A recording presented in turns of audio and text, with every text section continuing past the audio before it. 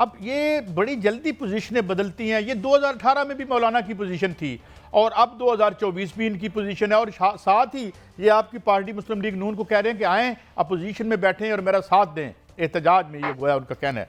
तो how come so quickly positions are changed, और इसे आप कैसे देखते हैं अब्बासी साहब?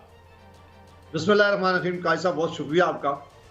काजी साहब ये इसमें बिल्कुल आपने ठीक निशानदेही की है कि कल जब मैं असम्बली का इजलास देख रहा था तो मुझे लग रहा था कि एग्जैक्टली वही चीज़ हो रही थी जो 2018 में हो रही थी। इसी तरह 2018 में एक प्राइम मिनिस्टर तकरीर कर रहे थे, नहीं करने दी जा रही थी। इसी तरह अपोजिशन कह रही थी, उनका ये ख्याल था कि धांधली हुई है, इसकी इन्वेस्टिगेशन होनी चाहिए, और एग्जैक्टली कल फिर ये मामला वो हो रहा है।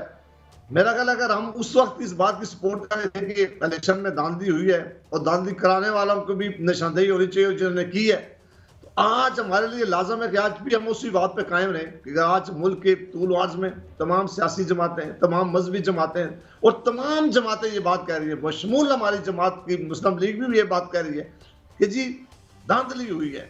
तो अगर धांधली ज़्यादा इलेक्शन है, अगर इलेक्शन लोगों का मैंडेट चुराया गया है, अगर वाकई उनके हक पर डाका डाला गया है, तो पहले ये डिटरमन होना चाहिए थे। तमाम सियासी जमातों को कहना चाहिए था कि नहीं जी, हम हुकूमत लेने से पहले कमीशन बनना चाहिए सुप्रीम कोर्ट के जजेस का, उनके पास 8-10 दिन का होना हो टाइम होना चाहिए था। उसके बाद सारे पेश होते, अपनी अपनी बात करते और वो फैसला हो जाता कि क्या वाकई इस इलेक्शन पर डाका डाला गया, क्या वाकई लोगों की मैंडेट चुराया गया, क्या वाकई जीते जो थे उनको हरा दिया गया, जो हराए हुए थे 80-80 हज़ार वोटों से वो जीत गए।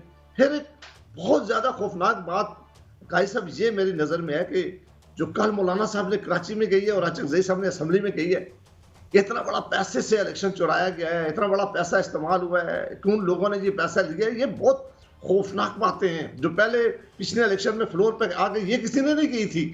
फिर दूसरी बड़ी बात खौफनाक ये है, इस वक्त पोलिंग स्टेशन पर और लोग जीते हैं। प्रिजाइडिंग अफसर ने जो रिजल्ट अनाउंस किया वो और था, और फॉर्म 47 रात 3 बजे के बाद जीत गया। इसलिए पाकिस्तान की अवाम इस वक्त सड़कों पर है, इस वक्त पाकिस्तान के लोग एहतजाज करें। और ये मैंडेट एमएनएज का चोरी नहीं होता, ये एमएनएज पार्टीज का नहीं चोरी होता, ये जो मैंडेट चोरी हुआ है ये लोगों का मैंडेट चोरी हुआ है। लोग कहते हैं हमारा हक था, हमें एक कॉन्स्टिट्यूशन आइन ने इख्तियार दिया था कि हम अपनी मर्जी का आदमी इलेक्ट करके भेजें, वोटें हमने किसी और को दी हैं, जिता किसी और को दिया है, हुकूमत कोई और बनाएगा, और वो फैसला किस तरह कर सकता है जिसके पास हमारा मैंडेट नहीं है। तो ये बहुत सीरियस बात है जिसको बहुत जरूरी है कि इसकी इन्वेस्टिगेशन होनी चाहिए और उसके बाद बातें आगे बढ़नी चाहिए। अच्छा, मैं अब्बासी साहब आपका एक शॉर्ट सुन रहा था जिसमें आपने अभी तक अपनी पार्टी के साथ एसोसिएशन को नहीं, जिस तरह खकान अब्बासी साहब की भी हमें ऐसे ही राय मिलती है जिस तरह आपकी राय है, तो ये क्या आपकी पार्टी में कुछ और भी आरा ऐसी हैं, कुछ खामोश आवाज़ें और भी हैं जो आपकी आवाज़ मिला रही हैं, या आप लोग तन्हा ही हैं? देखिए काजी साहब, वक्त आ गया कि सियासी जमातों के अंदर भी रहकर सच बात की जाए। हम किस तरह, मैं पहले आपसे अर्ज किया कि जो बातें हम 2018 से पहले कह रहे थे, 2018 पहले से कह रहे थे कि हमें इलेक्शन हराया है, 2018 से पहले हम कह रहे थे कि ये मैंडेट लोगों का जाली है, 2018 से पहले जो हम बातें कर रहे हैं एग्जैक्टली आज वो हो रहा है।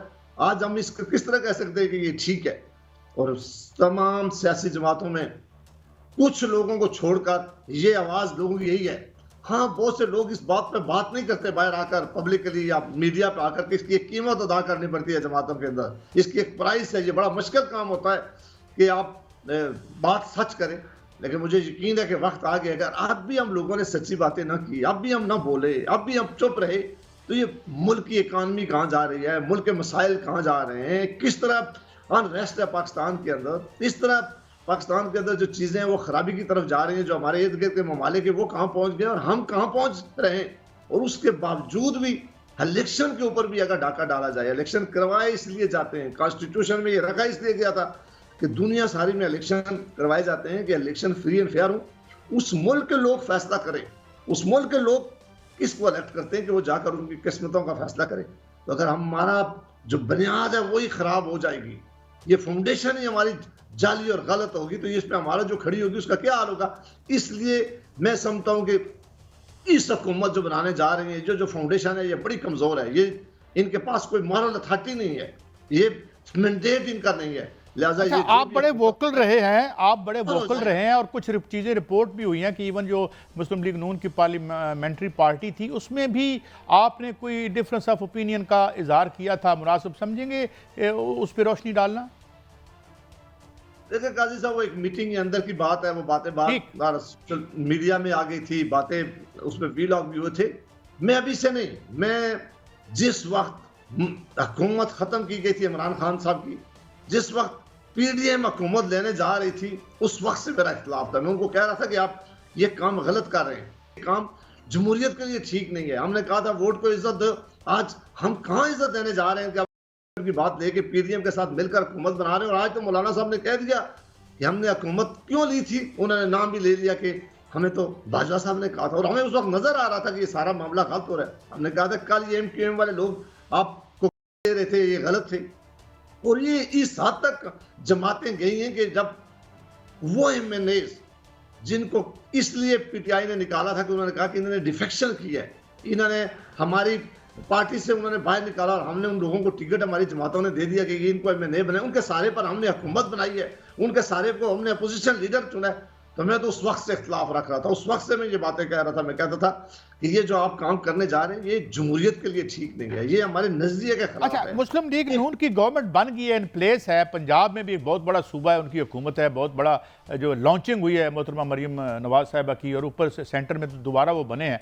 मगर और लोग, जावेद लतीफ़ साहब से भी जब मैं उनको सुनता हूँ तो वो भी ये हुकूमत लेकर भी वो यूं क्यों नाराज़गी का इजहार करते हैं, क्योंकि वो तो यानी आवाज़ में आवाज़ मिला के बात करते हैं। तो ये कितनी आवाज़ें हैं और इन आवाज़ों की क्या अहमियत है? देखिए, ये तो मैं कैसा कुछ नहीं कह सकता कि इनकी अहमियत क्या होगी, लेकिन मैं ये जरूर कहता हूँ कि अब पार्लियामान के अंदर जो लोग बैठे उनको जरूरत करनी होगी। मैं अभी की आपको एक मिसाल देता हूँ कि इस वक्त जो हमारे लोग इलेक्ट हुए हैं उनसे किसी ने ये नहीं पूछा, एक रस्मन एक मीटिंग बुला लेते और उनसे पूछ लेते कि हमने इस आदमी को चीफ मिनिस्टर बनाना है, हमने इस आदमी को स्पीकर बनाना है, हमने इस आदमी को प्राइम मिनिस्टर बनाना है, हमने इस आदमी को सदर बनाना है। यानी कितनी तौहीन है पार्लियामान और उसके मेंबरों की, उनसे नहीं पूछा गया।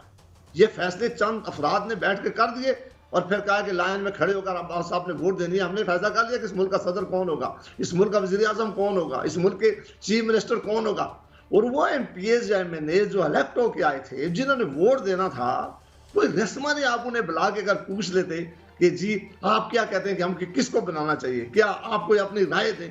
तो जब इस हद तक भी आप अपने लोगों को इज्जत देने के लिए तैयार नहीं है तो फिर तो नौकरी है काजी साहब, बस अगर कोई नौकरी कर सके तो उसे करनी चाहिए, बाकी कुछ नहीं रहा। अच्छा अब्बासी साहब, एक बड़ी ना मैं एक कोई रजायत चाहिए, कोई थोड़ी ऑप्टिमिज्म भी चाहिए।